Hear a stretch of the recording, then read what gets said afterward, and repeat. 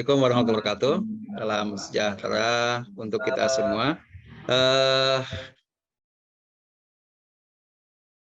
Saya ucapkan banyak terima kasih untuk bertemu dengan kawan. Kita tidak pernah membayangkan sesuatu ke depan apa yang akan terjadi. Bahkan dengan Indonesia sekalipun. Gitu. Bahkan ada yang beramal Indonesia nanti akan bangkrut. Tetapi wallahu alam gitu ya. Tuhan saja yang tahu lah urusan itu. Tapi kita harus tetap berproses untuk terus melakukan kegiatan-kegiatan yang kita dianggap bermanfaat saja. Oke, sahabat Holapa Damai yang saya cintai dan saya banggakan. Malam ini saya hanya sekedar ingin ngobrol-ngobrol saja terkait dengan self leadership ini yang diajukan oleh Kang Lutfi, katanya membahas self leadership. Tapi saya sendiri masih mempertanyakan dengan konsep itu sendiri sebenarnya. Saya tidak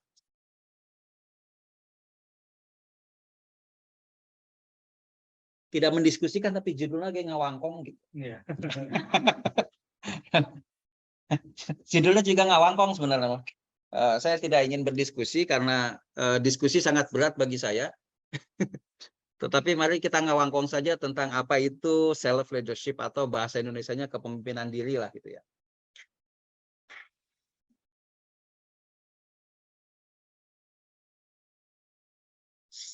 Saya justru menanyakan dengan ketika ngobrol dengan Lutfi, emang ada gitu self leadership gitu?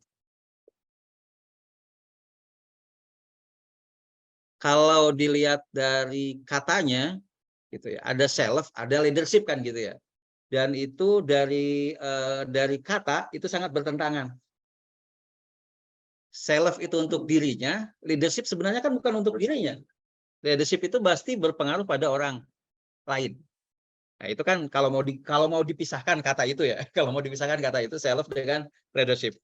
Nah, sebelum ke sana, mari kita tanyakan dulu, apa kita ini pemimpin gitu ya? Gitu. Kang Jia pemimpin bukan ya? Anak buah saya mana? Kalau ada yang ngacung berarti pemimpin, Pak. Gimana yang PWP lah? Terus misalnya Neng ini siapa? Gina pemimpin bukan?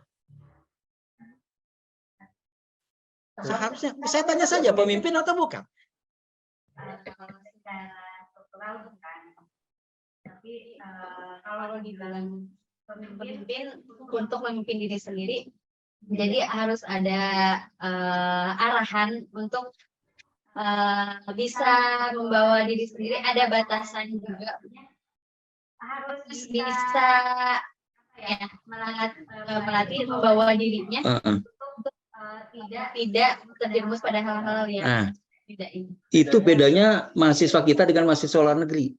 Cuman pertanyaannya satu, apakah Anda pemimpin? Jawabnya panjang, Pak. Itu luar negeri atau kita? Walau kemana itu?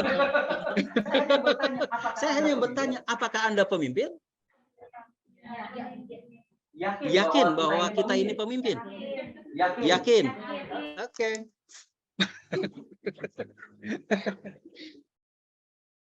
Ternyata kita ini adalah pemimpin.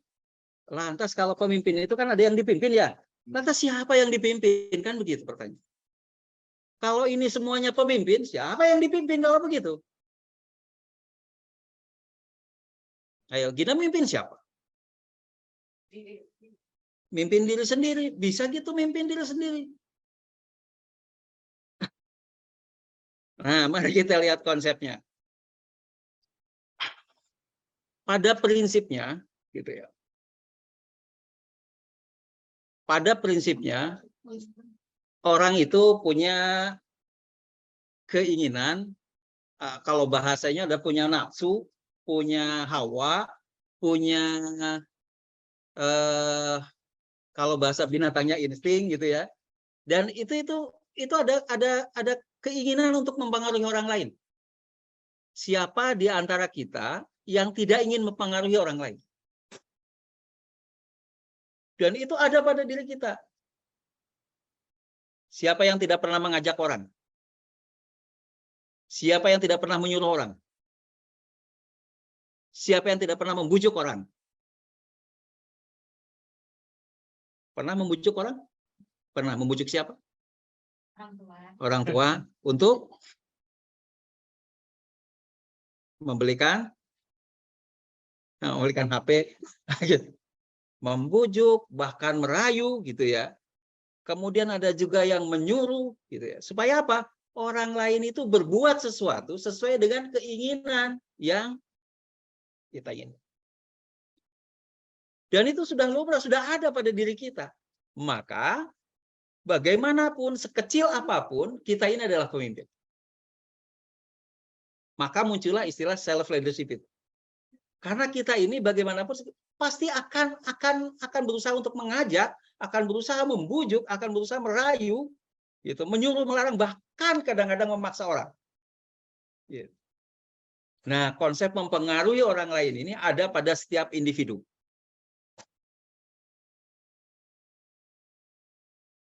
Ada yang pernah nggak bertanya, kenapa saya gambarkan wanita, tidak laki-laki?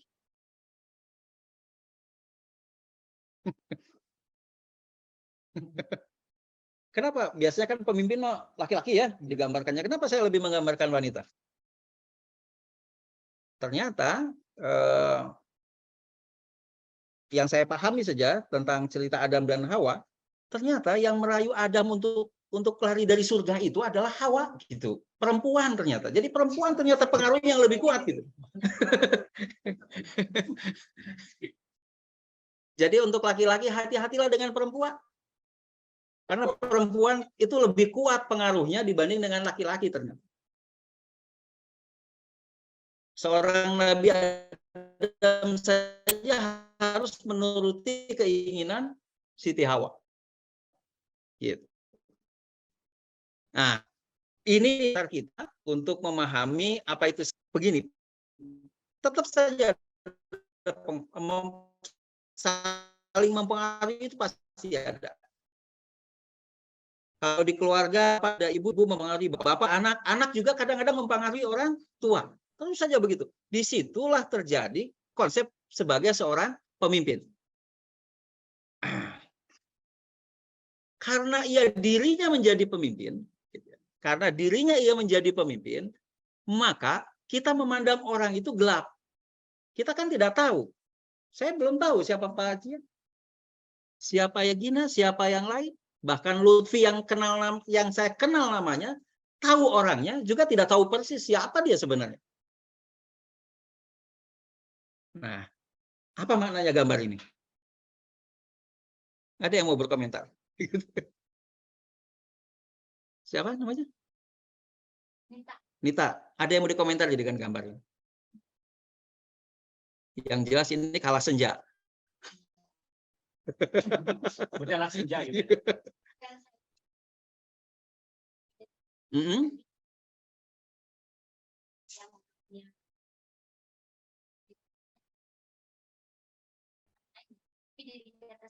Ya iyalah yang memimpin diri kita sendiri.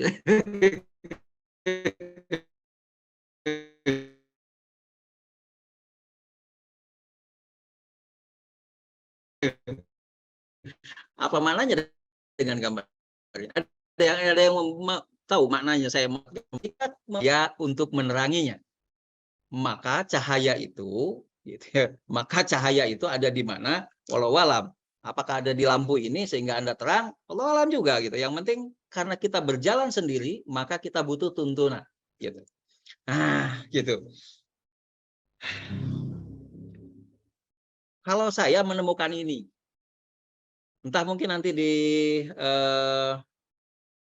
agama lain, saya tidak terlalu mempelajarinya, tetapi saya menemukan dalam ini kan hadis ya, dalam hadis, bahwa setiap kalian adalah pemimpin dan setiap pemimpin akan diminta pertanggungjawaban, diminta pertanggungjawaban atas yang dipimpin.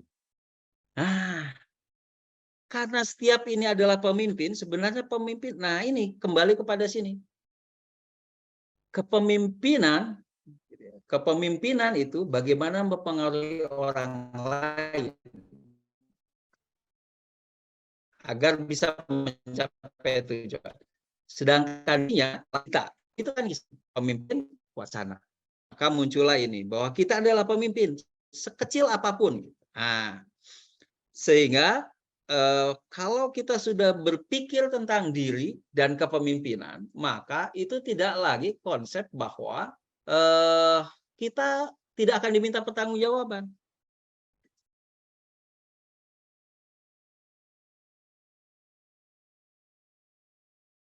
Kita pasti diminta bahwa kecil apapun itu karena itu kalian mengajak, kita mengajak siapa saja, kita membujuk siapa saja, itu mau diarahkan untuk kemana dan akan diminta pertanggungjawaban. Ketika Hawa membujuk Adam, ketika Hawa membujuk Adam kalau mengajak kepada hal-hal yang melanggar aturan Tuhan. Bagaimana kalau kita mengajak orang, membujuk orang, merayu orang untuk mengajak kepada hal-hal yang dilarang oleh negara misalnya, oleh aturan-aturan yang dibuat oleh manusia? Apa akibatnya? Gitu. Nah, tetap kan diminta pertanggungjawabannya. Ayo kita ambil barang HP orang ini, karena nanti ada akibatnya. Dipertanggungjawabkan. Itu untuk urusan dunia. Nah, ini yang dimaksud dengan self leadership. Nah, sehingga muncullah beberapa pengertian tentang apa itu self leadership.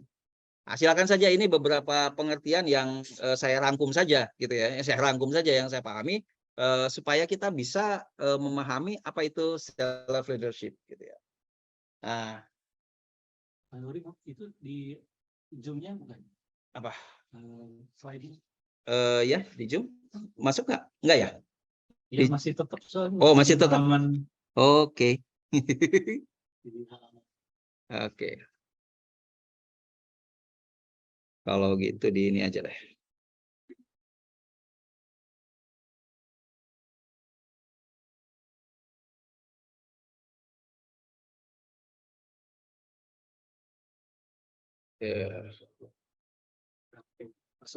Masuk ya? Kalau saya pindahkan, pindah nggak nih? Pindah nggak? Di slide di itunya. Pindah. Pindah. Oke. Nah, ini beberapa pengertian. Memang pada intinya self leadership itu menganggap bahwa kita ini pemimpin, sehingga itu menjadi kontrol diri, karena kita sebagai seorang pemimpin akan diminta pertanggungjawaban. Gitu saja. Kalau keyakinan saya ini pemimpin, pasti akan diminta pertanggungjawaban. Sekecil apapun itu pengaruhnya, dan kepada siapapun itu pengaruhnya. Ada yang punya adik? Suka mempengaruhi adik Anda? Tanggung jawab Anda itu. Kalau adik Anda jadi nggak benar.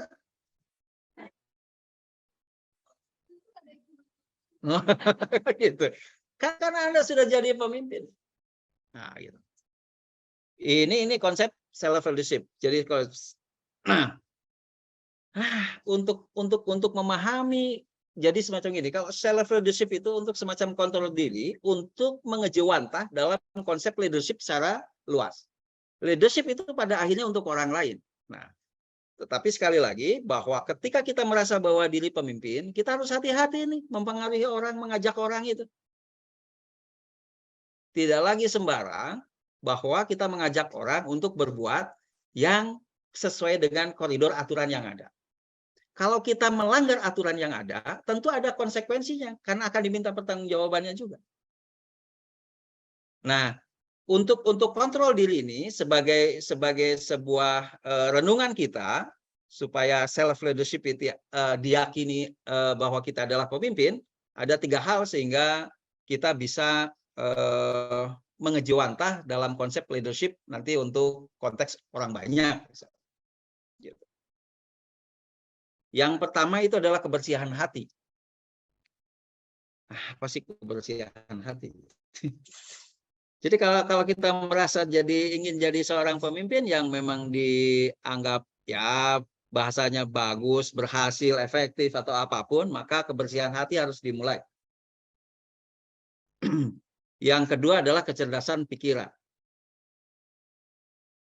Jadi seorang pemimpin, kita di pemimpin, kalau harus pemimpin ya harus cerdas dong, gitu. Bagaimana kita bisa membujuk, bisa merayu, bahkan seorang anak kecil saja sudah 2 tahun, 3 tahun sudah ternyata bisa membujuk atau merayu orang tuanya untuk membelikan mainan.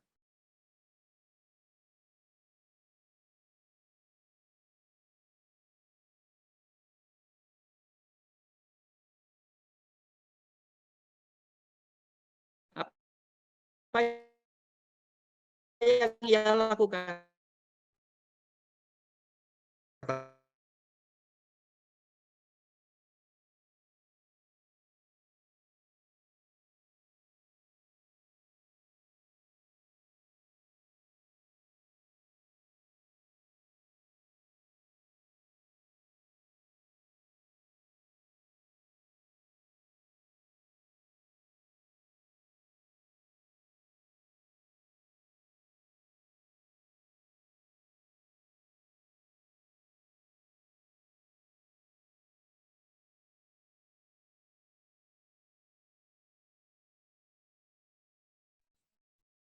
Suaranya menghilang. Iya betul, suaranya menghilang. Kenapa ya? Sinyal mungkin, Pak. Siunan ku Pak Amo. Sinyal atau device-nya ya? Sepertinya seperti itu. Device-nya kali.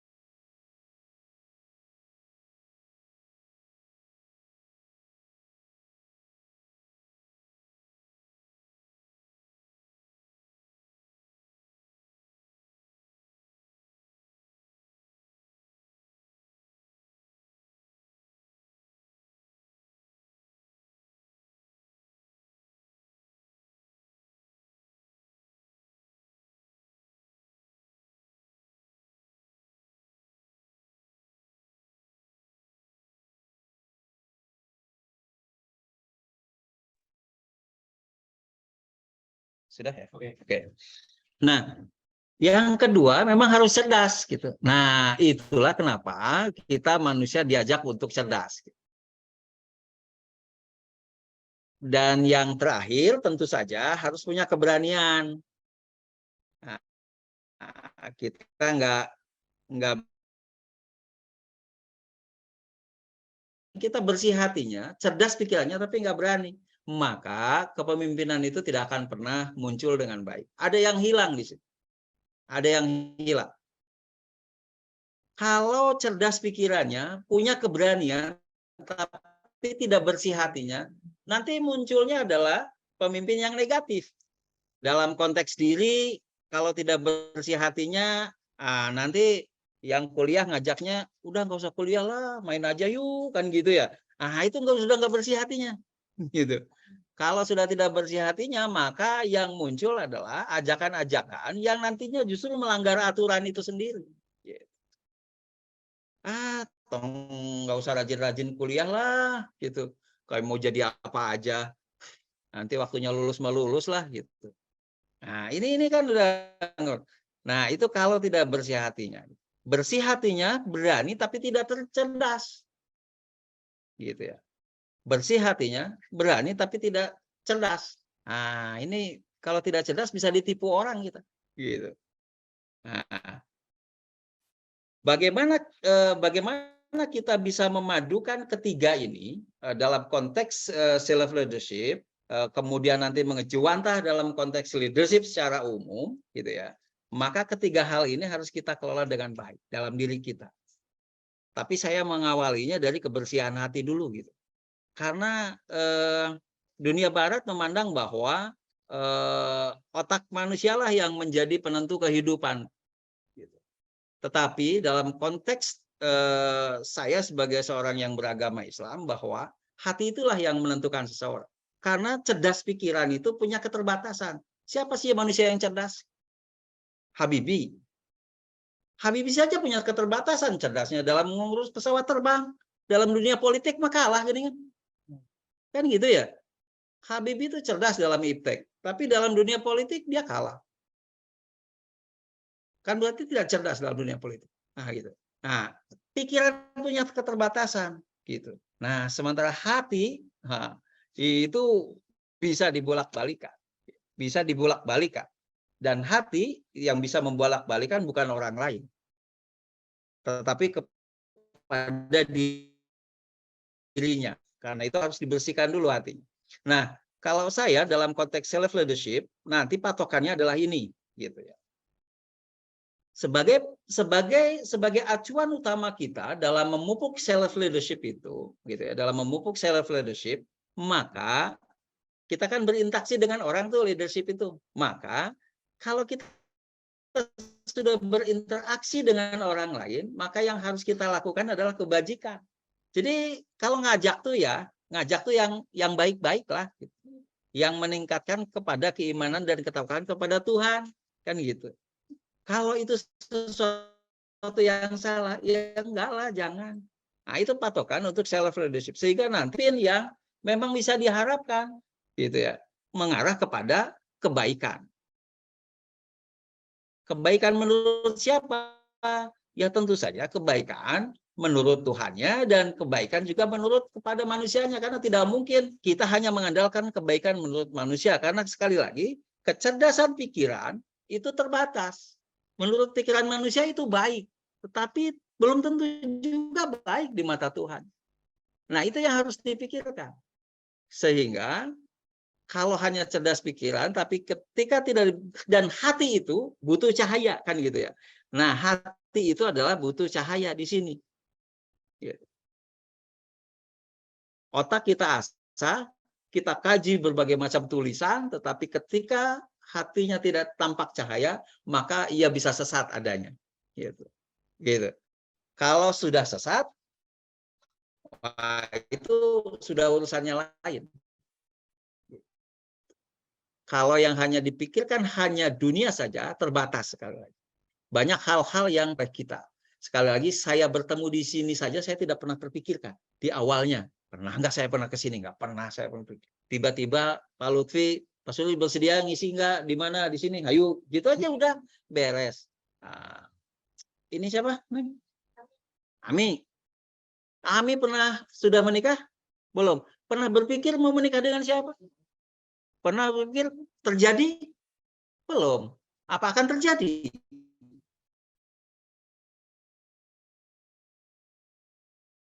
Mungkin, mungkin kan? Siapa tahu dia meninggalkan Ami. Atau Ami yang keyakinan itu.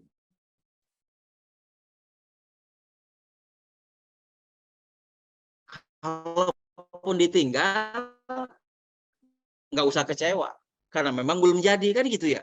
Nah.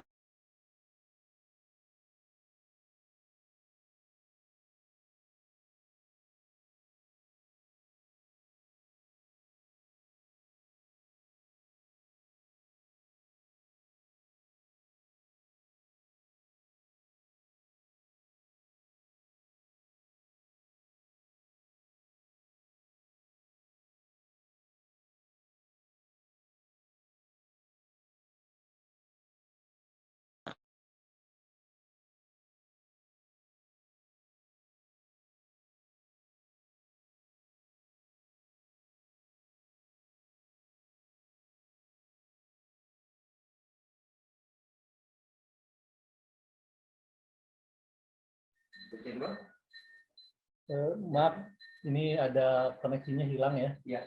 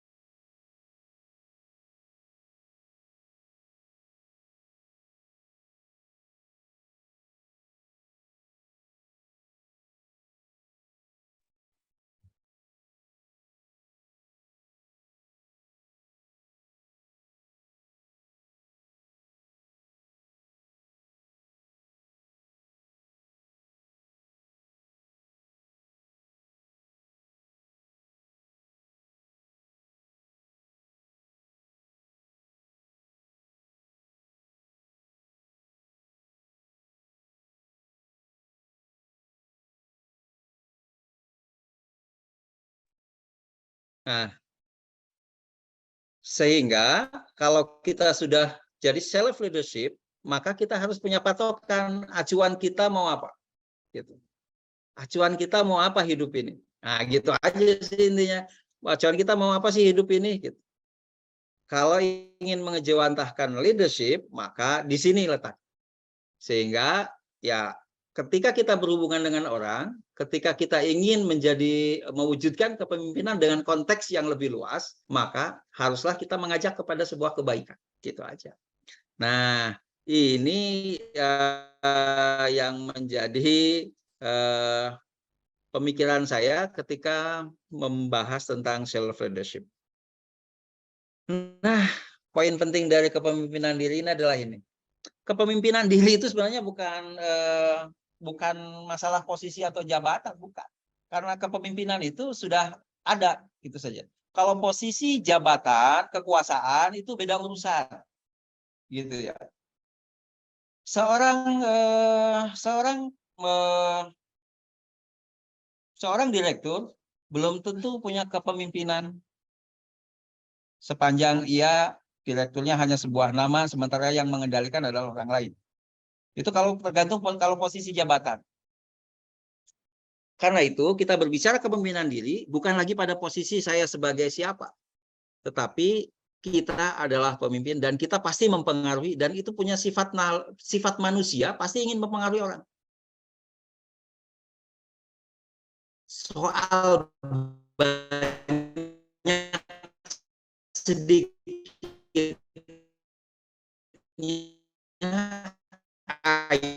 itu tergantung kemampuan Pak.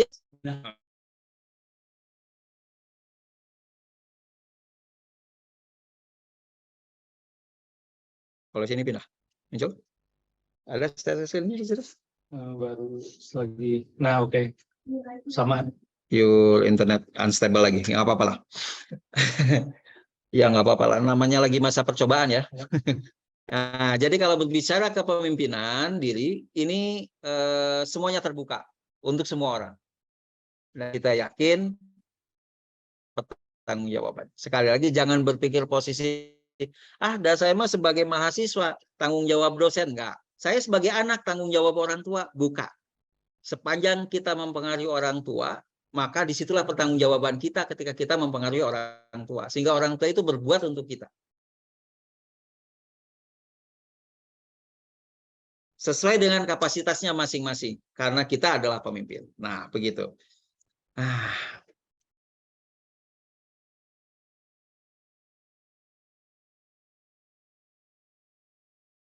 Mungkin itu saja kali diskusinya. Kita cuma setengah jam saja, nggak usah lama-lama. Mari kita ada yang mau ditanyakan atau yang mau didiskusikan, Mangga. Silakan. Itu pengantar buat kita ngobrol tentang self leadership. Ada beberapa hal yang mungkin mesti disampaikan. Silakan. Terima kasih kepada Pak Suri. Apakah mau nyanyi dulu Kang Daus? Barusan habis bisik katanya Kang Daus dulu Kang Daus. Barusan habis bisik katanya Kang Daus mau nyanyi duluan. Kang Lutfi barusan ada nyanyi dulu kan? Kang Jekondoy, silakan sambil mempersiapkan pertanyaan juga yang ada di online mempersiapkan pertanyaan. Kita break dulu sejenak untuk mempersiapkan pertanyaan. Jekondoy, silakan.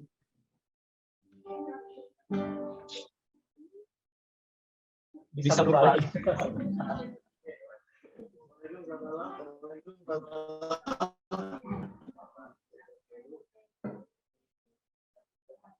Suaranya nggak muncul ya?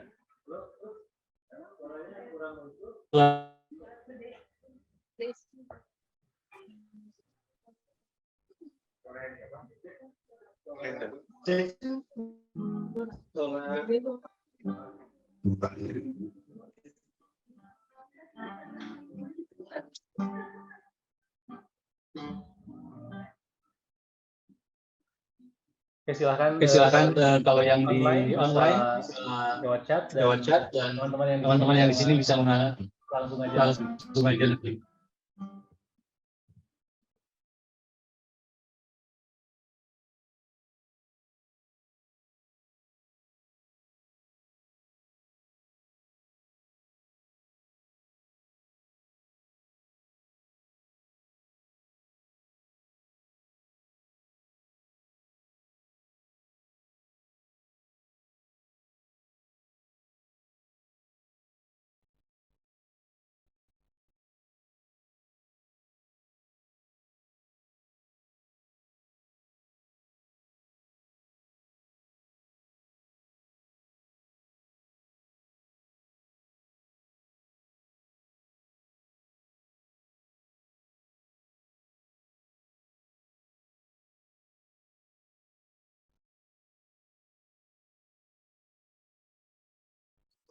Mimpinya juga.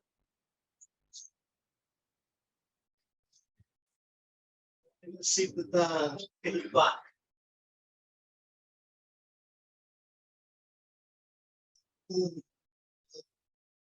Tadi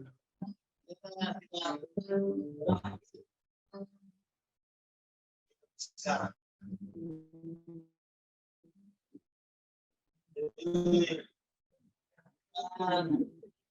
Mudah-mudahan kita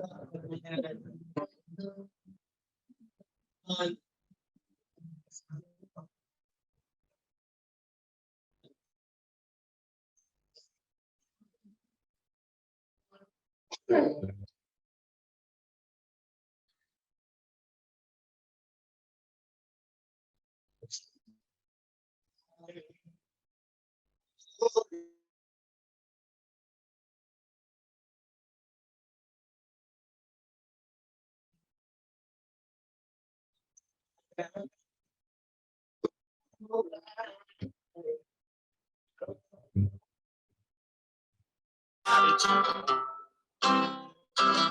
all I want is you. Just take my body home. All I want is you. Save my body.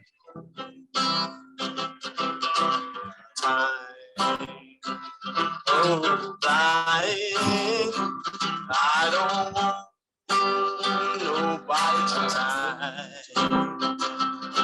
My time, oh, my time, oh, I don't want nobody to sing it out. All I want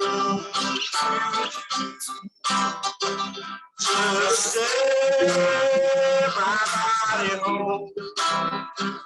All I want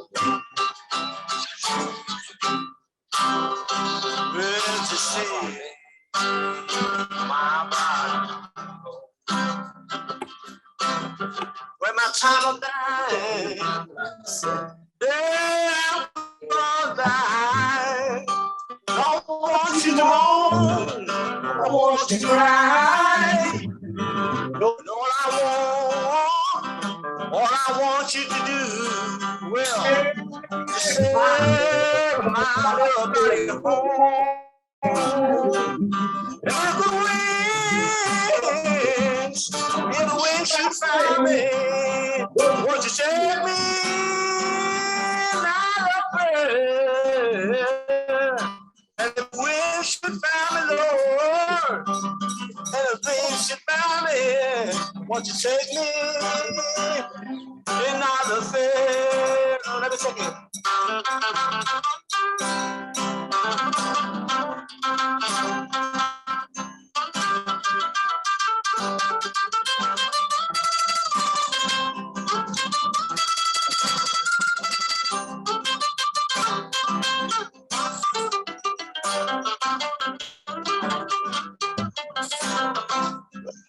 When the time of dying, in the time of dying, I don't want nobody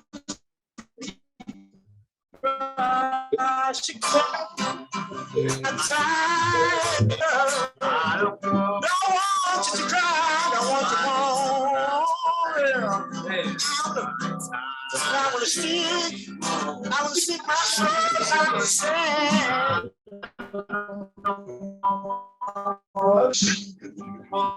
I'm the son of Lord. I'm the son of Lord and Lord. I'm the son of Lord. I'm down to the promised land.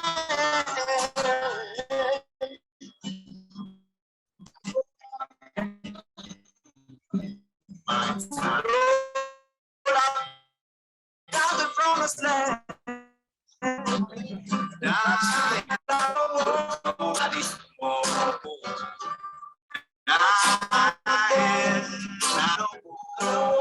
Nobody to cry. It's my time. No, my time. I don't want no.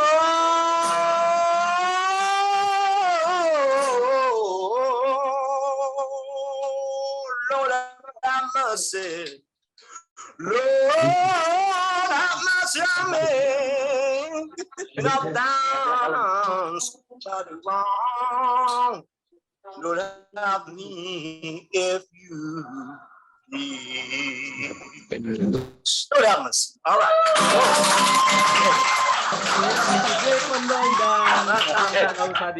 Kasih plus dong sekali lagi dong. Terima kasih. Jack Mondoy dan Terima kasih kepada Pandu Dewan Pandu yang sudah mengirimkan Pandu yang Oke, sekarang ada pertanyaan dari Sis Eni. Silakan Sis Eni untuk menyampaikan. Dia sedang raise hand.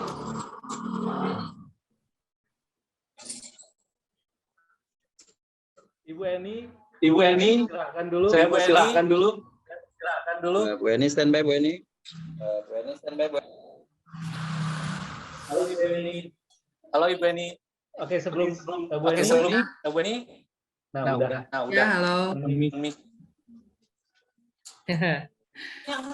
Bentar. Halo Bu Eni. Ya. Ya, Kang Zia. Oke, suaranya bisa ada nggak Pak kedengaran? Kedengeran kalau saya. Silakan Bu Eni. Silakan Bu Eni. Terima kasih atas kesempatannya. Saya ingin mungkin mengungkapkan hal yang berbeda di awal. Kalau Mendengar? Sebentar Pak.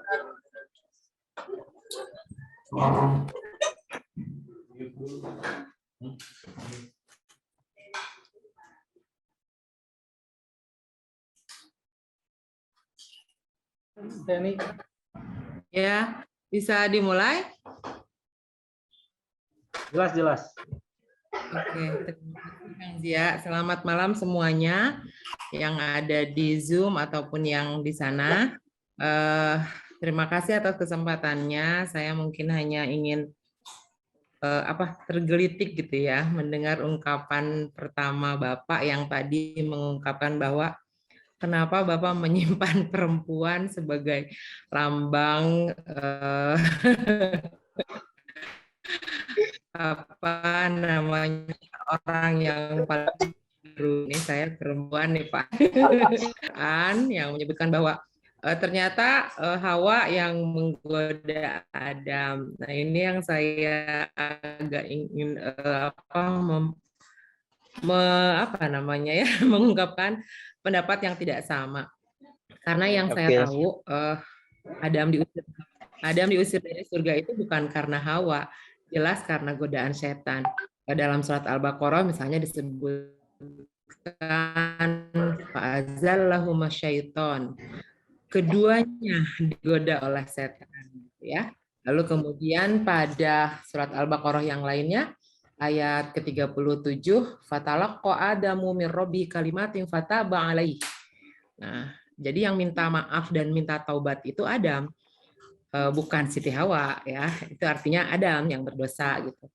Kemudian dalam surat yang lain, surat Toha, fawaswasa ilaihi syaiton qala ya Adamu hal adulluka ala syajaratil khuldi wa malakin la yubla. Hai Adam, kata itu iblis menggoda Adam. Apakah kamu mau aku tuturkan sebuah kehidupan yang baik dan layu kuasa yang tiada berakhir. Nah, jadi menurut saya yang pandai memimpin itu, kalau yang pandai memimpin itu adalah yang pandai, ya setan menurut saya. Yang pandai mempengaruhi setan berarti yang stimulus orang agar memiliki kemampuan diri untuk menjadi pemimpin atas dirinya, ya ciptakan setan sehingga kita menjadi kreatif untuk tetap hidup di jalan yang benar. Nah, itu kemudian yang selanjutnya saya mengenal satu kapan yang pasti baik dirinya, maka dia akan mengetahui Tuhannya. Teori psikologi juga banyak membahas ya bahwa orang yang paling gampang bahagia dan gampang jadi pemimpin ataupun punya leader pada dirinya itu adalah mereka yang mengenal betul siapa dirinya, sehingga dia tidak mudah terbawa arus, kemudian juga dia juga tidak mudah terombang-ambing karena jelas dia tahu siapa dirinya, apa yang dibutuhkannya. Nah, ini menurut Bapak bagaimana? Begitu, terima kasih. Oke, terima kasih. Satu pertanyaan dan juga tanggapan. Pertanyaannya tentang barang siapa yang mengetahui dirinya dan akan mengetahui Tuhannya. Kaitannya dengan leadership tadi. Ada yang dari depan sini mau bertanya atau mau menuju Tuhan? Oh, jangan. Serius soalnya ada yang ingin bertanya nggak? Serius, langsung aja ya. Oke, boleh. Ada yang ingin bertanya? Depan nggak stable terus ini. Unstable jadi putus-putus ya. Oke, suara saya bisa didengar jelas. Oke.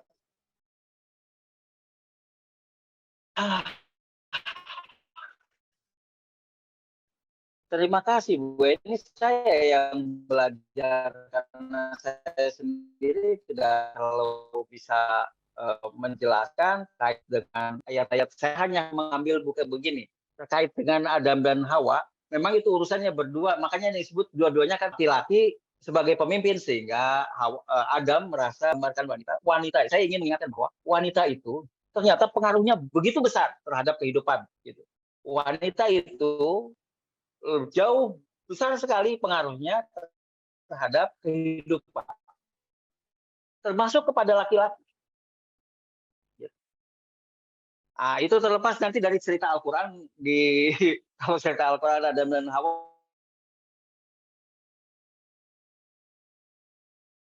siapa sebenarnya? Ya tentu saja dua-duanya bersalah gitu ya. Dua-duanya juga bersalah karena memang sudah banyak katakan bahwa itu. Tetapi oke lah, saya menggambarkan wanita itu hanya sekedar ingin mengingatkan saja bahwa wanita, apalagi di statistik Indonesia, wanita itu jauh lebih besar, lebih banyak dibanding dengan bukan besar, jauh lebih banyak yakin bahwa perempuan itu, wanita itu pengaruhnya lebih kuat dibanding dengan seorang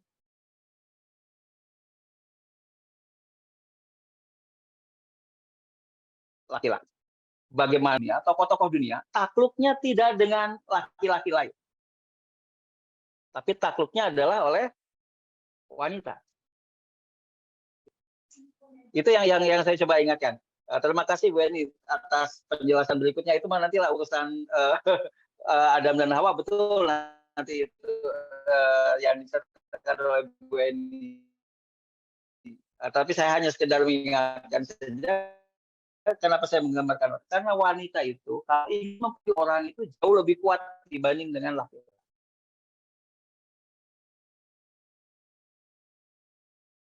Ngomong, tapi perempuan tidak. Gitu. Segala macamnya sehingga orang berbagai macam wanita itu bisa dengan berbagai macam cara untuk bisa mempengaruhi orang. Itu ciri khas wanita. Wanita itu bisa ternyata kan kalau dianggap lemah, bisa lemah gitu ya. Kuatkan dirinya. Bayangkan seorang di rumah ketika saya sakit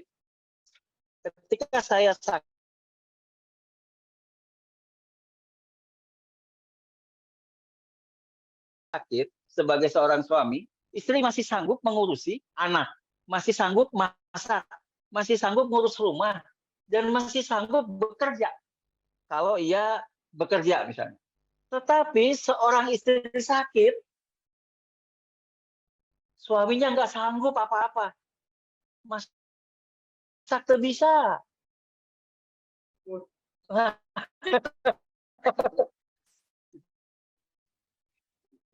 Jadi ini di situ. Oke. Terkait dengan kalau siapa mengenali dirinya, ya itulah konsep self leadership gitu ya. Justru self leadership pemimpin. Yang namanya pemimpin ya pasti diminta pertanggungjawabannya, itu keyakinan. Akan diminta pertanggungjawabnya sekecil apapun. Kata saya juga kalau pemimpin itu jangan lagi berbicara pada posisi. Jadi pemimpin itu jangan dibicarakan sebagai sebuah posisi pemimpin. Kan istrinya pemimpin ketika suaminya tidak ada di rumah, kan begitu ya. Gitu. Nah tetap saja pemimpin, semua itu akan diminta pertanggungjawaban. Pada intinya kita ini adalah pemimpin. Nah self leadership itu justru ingin mengenali dirinya untuk mengejawantahkan dalam konteks yang nanti Karena itu ketika kita mengenali diri kita, oh ya saya ngajak orang nggak sih? Itu aja intinya. Saya ngajak orang nggak sih? Saya nyuruh orang nggak sih? Apa yang saya suruh dan apa yang saya ajak, apa yang akan diminta. Itu saja. Bagus.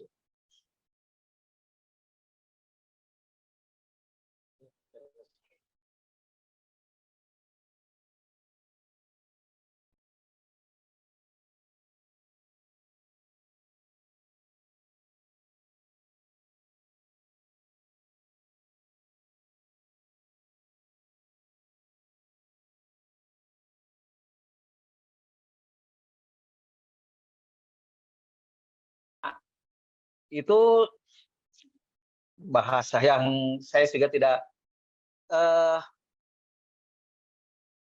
siapa yang mengenal Tuhannya itu dibalik dia mengenali dirinya. Kalau saya sih begitu.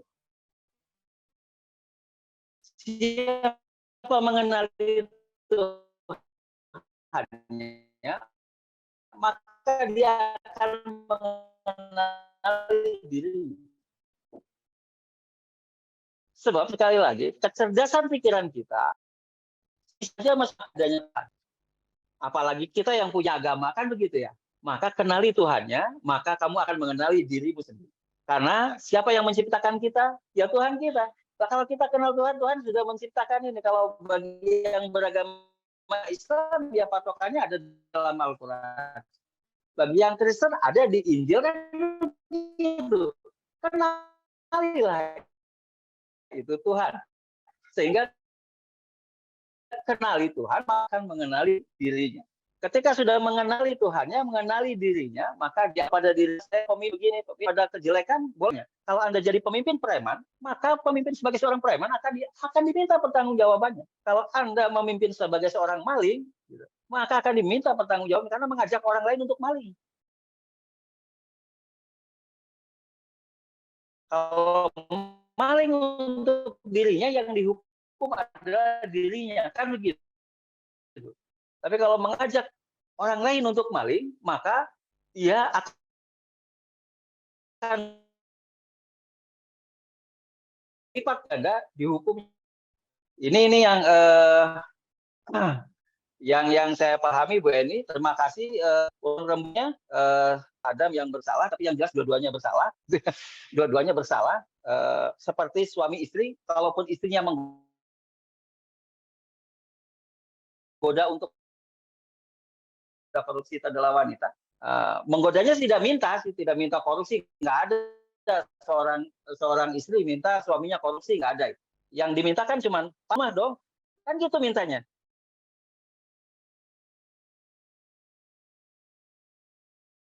Tidak pernah mengukur kemampuan suaminya, gitu.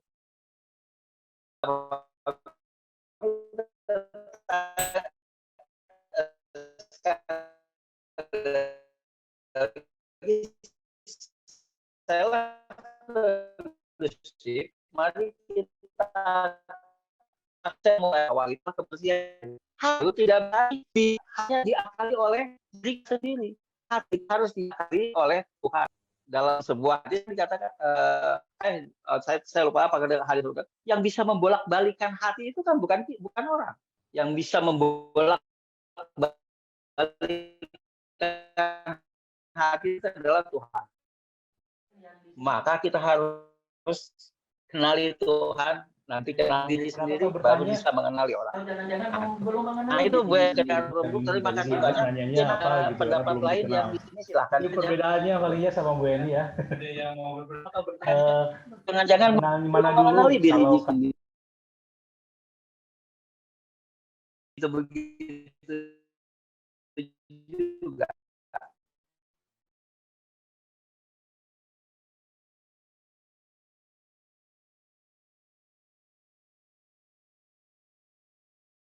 Saja aplikasi, kemudian kita berpikir bahwa leadership itu adalah mempengaruhi orang pada berbuat kebaikan, gitu ya, mengarah pada berbuat kebaikan. Itulah yang nanti muncul kepemimpinan yang dianggap baik, dianggap bagus, dan itu yang menjadi panutan. Dan itu yang kita cari kan gitu. Nah, kalau sudah begitu, nanti kalau sisi teknis, nah ini memang harus dirubah karena itu makanya harus sadar pikiran dalam pemimpin akan berbeda. Ini tuh perlakuannya. Jadi yang berbeda itu di segi teknisnya. Di teknisnya akan berbeda caranya, akan berbeda perilaku perlakuannya anak kita. Bagaimana mengajak anak kita untuk mau belajar di teknis, di teknisnya. Konsep leadership-nya sama saja seperti itu. Nanti cuman begini, bagaimana untuk mau belajar? Untuk belajar itu adalah berbuat kebaikan, kan begitu ya? Itu yang dipatoki dulu. Berbuat kebaikan adalah mengajak anak. Nah, untuk teknis selalu mengalami perubahan. Yang selalu mengalami perubahan. Ketika saya dulu diajak untuk belajar oleh orang tua, caranya cukup sederhana. Kamu baca buku ini, kamu hafalkan, nurut itu. Oleh guru saya, kamu hafalkan perkalian. Dari 1 sampai 10. Ketika tidak bisa, saya dihukum. Disuruh apa? Wah, kalau nggak salah saya waktu itu kalau paling ringan itu adalah suruh berdiri di depan kelas. Paling hukuman fisiknya adalah hukuman pukul. Dan itu zaman dulu tidak ada yang protes. Zaman saya sekolah, ketika SD, dipukul tangannya, atau dipukul bahkan oleh penggaris yang 1 meter itu, yang kayu itu, tidak pernah ada orang tua yang protes. Kenapa? Karena berpikir konteksnya adalah berbeda. Karena itu adalah perintah guru. Perintah guru itu adalah baik. Dan kita mau berubah untuk belajar ketika dihukum itu. Teman-teman saya pada waktu itu, ketika dihukum, itu memang mau berubah gitu. Kamu berdiri di situ sambil menghafalkan perkalian. Dan memang itu berubah. Minggu berikutnya jadi hafal. Nah, berbeda dengan anak sekarang. Generasi sekarang. Entahlah saya namanya apa. Generasi Z, generasi milenial, generasi apa. Tetapi yang jelas, ini berbeda. Bayangkan kalau sekarang, anak kita dihukum saja. Apalagi dihukum fisik. Urusannya jadi lain kan. Nah, itu bagaimana cara mempengaruhi. Nah, itulah yang akan berubah terus-menerus. Tetapi sepanjang kita punya patokan bahwa leadership itu adalah mempengaruhi orang untuk berbuat kebaikan, itu saja. Nanti teknisnya butuhlah cerdas pikiran. Oke. Kecerdasan pikiran itu yang diperlukan. Jadi kecerdasan pikiran itu yang bisa lintas generasi. Nah, itu dia. Walaupun saya zaman generasi X, saya zaman generasi X, walaupun nanti ada perpaduan dengan generasi X, tapi saya tetap paham dengan generasi yang sekarang. Sehingga kalau saya gaul dengan mahasiswa, saya mungkin berbeda cara gaul saya dengan dosen saya ketika dulu. Saya ketika ada mahasiswa yang semacam, halo Pak, hai Pak, centering lah, dan memang sudah begitu. Gitu. Aduh, kalau dulu saya kalau menghadap dosen harus beda lah, nggak ada itu. Pak, tunggu di luar ya. Iya Pak. Sekarang kan enggak. Walaupun ada beberapa hal etika yang kadang-kadang nyentuh karena memang beda generasi gitu ya. Tetapi kan harus kita pahami bahwa oh ini ada generasi sekarang. Tetapi bagaimana caranya supaya ia mau belajar? Cuma itu saja. Patokannya gimana caranya mau belajar? Ya ibarat seorang ibu ya dibuailah anak itu supaya dia bisa tidur kan gitu. Membuainya dengan cara apa?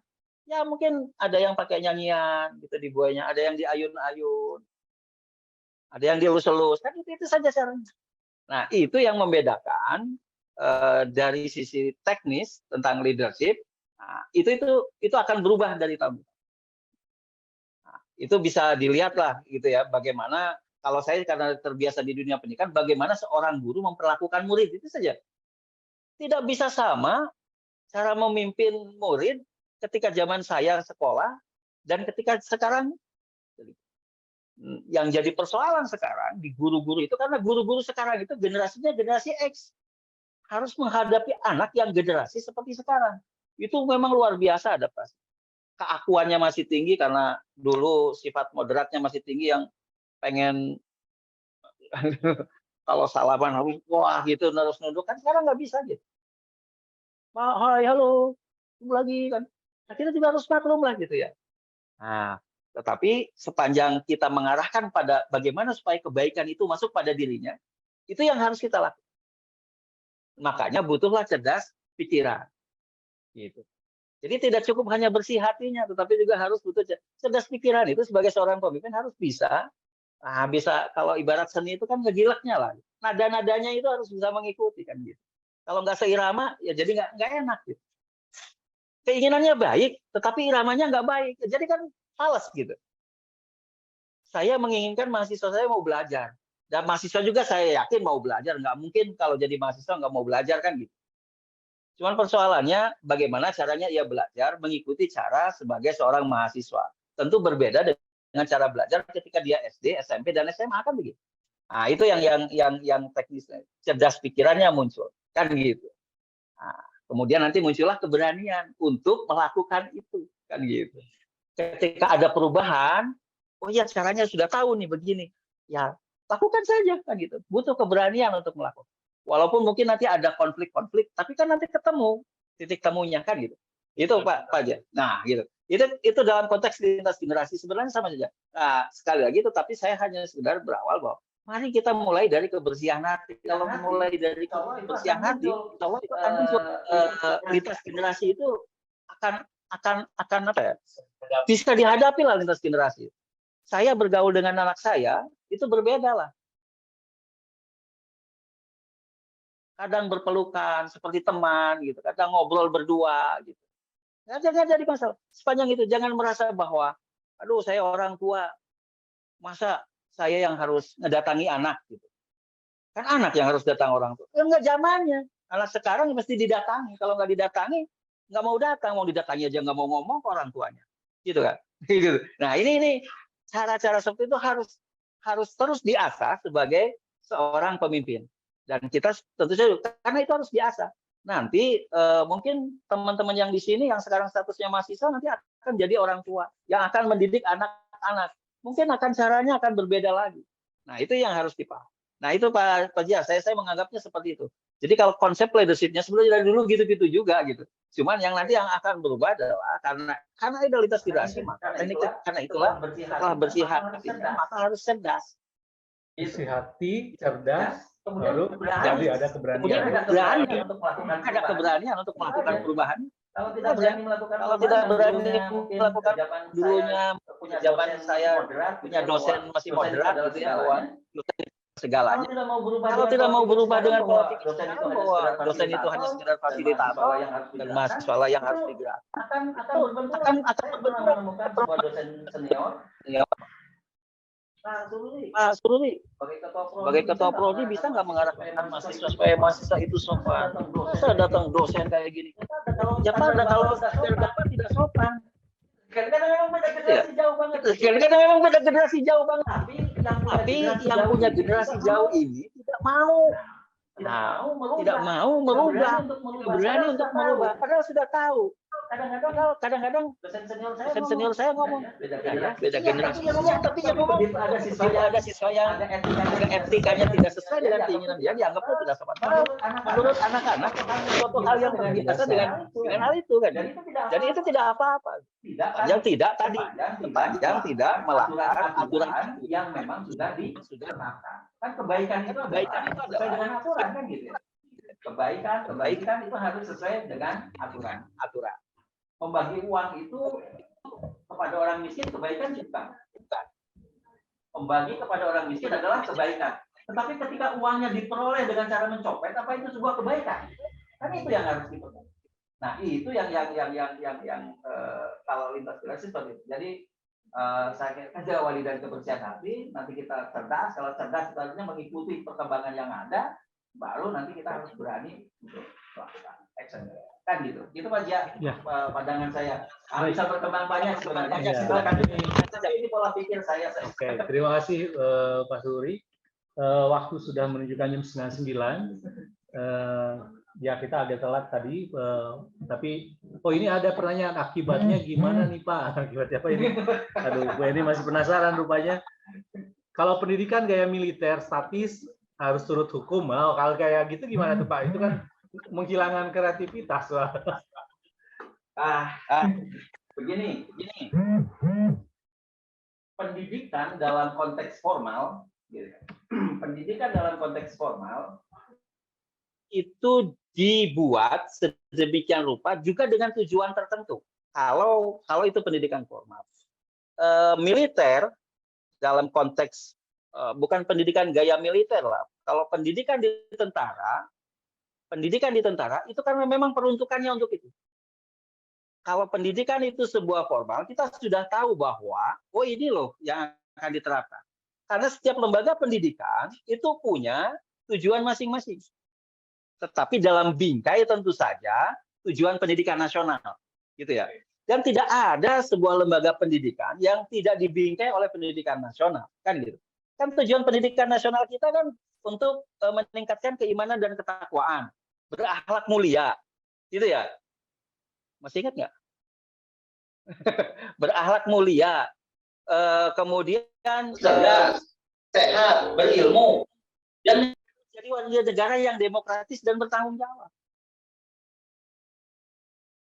Soal gaya militer itu hanya sebuah gaya yang memang diperuntukkan untuk itu.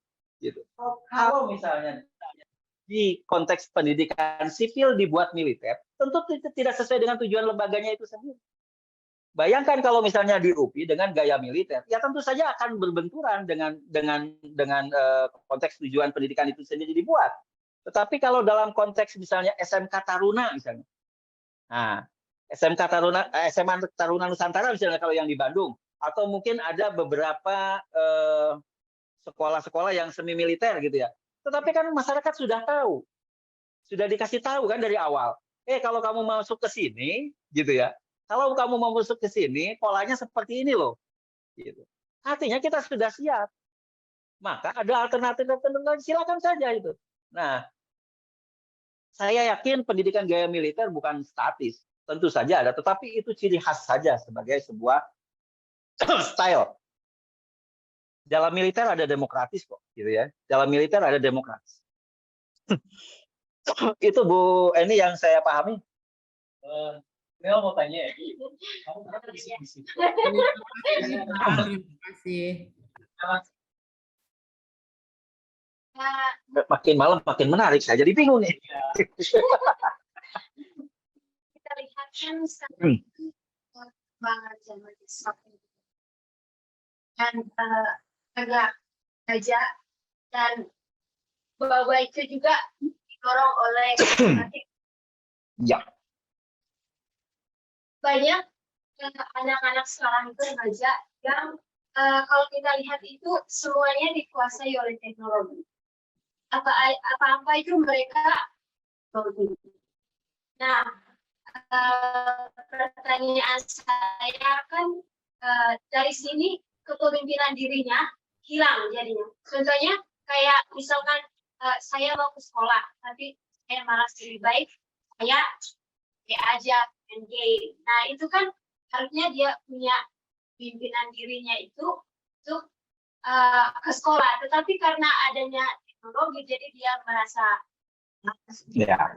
Nah bagaimana tambahkan itu?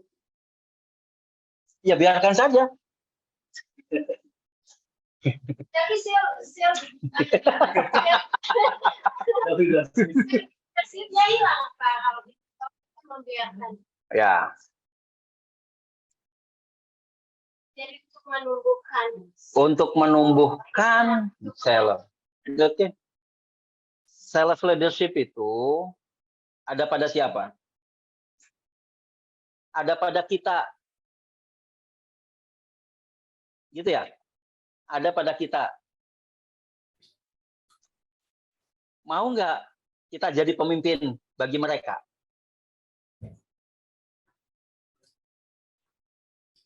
Itu saja pertanyaan. Mau nggak kita jadi pemimpin mereka?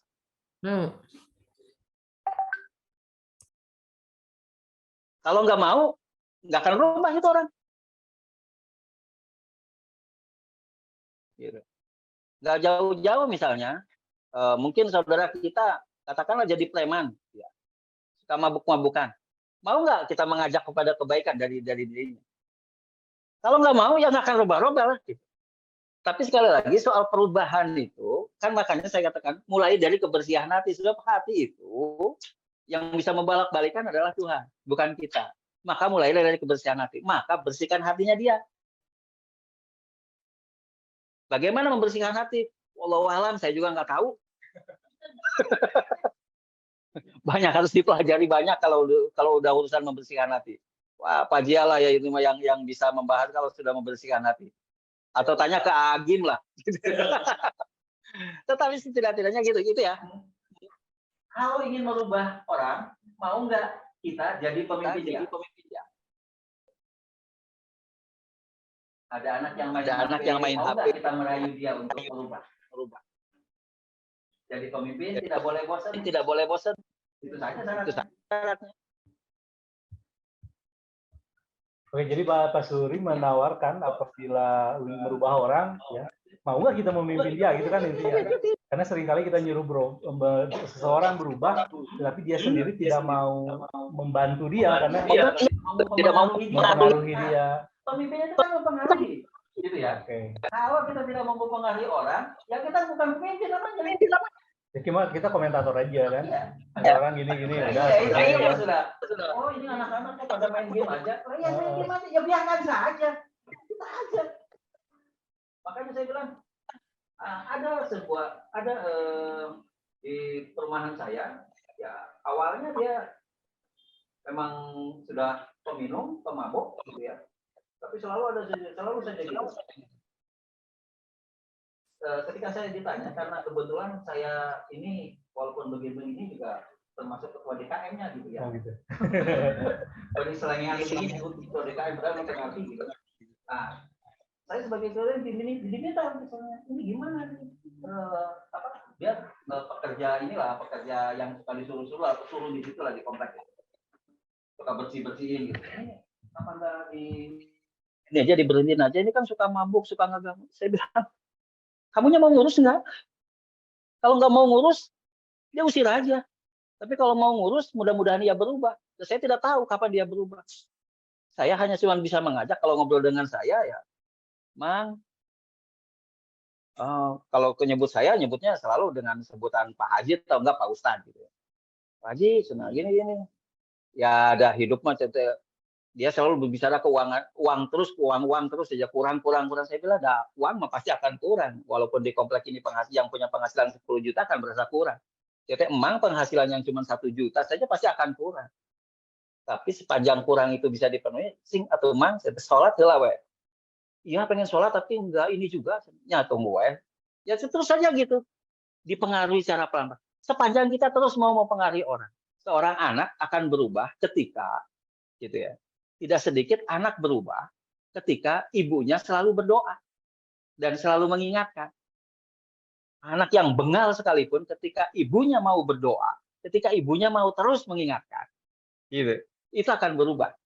Nah, gitu pertanyaannya. Kalau ngomong masyarakat di sini, tetangga kita, main HP wae, tapi nggak diomongin tuh, ya itu tadi kan, cuma bahan obrolan saja.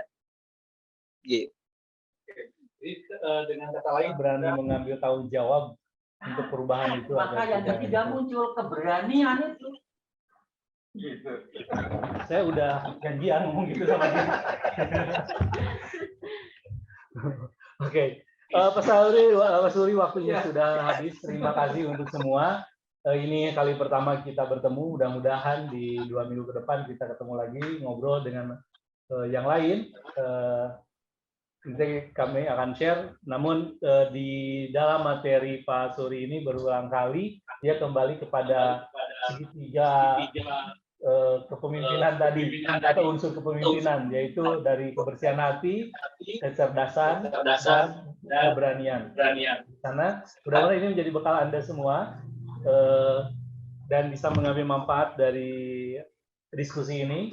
Dan tentu, sebagaimana saya katakan di awal, Halapo Damai adalah kita berbicara pada kekayaan iman masing-masing, ya, karena di sini kita memprioritaskan adanya dialog perjumpaan antar iman dengan membahas kepemimpinan, dan setiap Halapo Damai yang lain kita akan bahas yang lain. Jadi ada hal lain selain dari materi, yaitu perjumpaan-perjumpaan ini yang semoga akan lebih baik dalam merawat kemajemukan ini.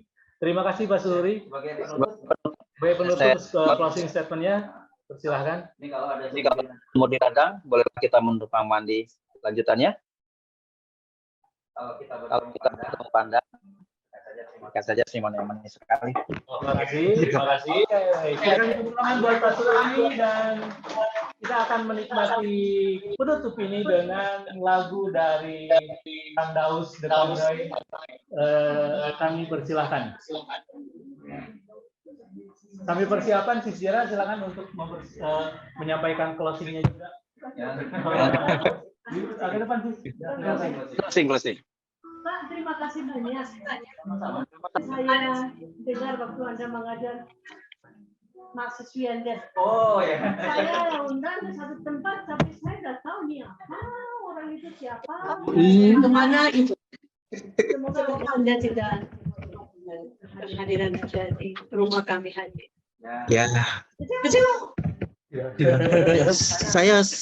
Saya selalu ingin tidak pernah kecewa dan juga tidak ingin mengecewakan, gitu ya.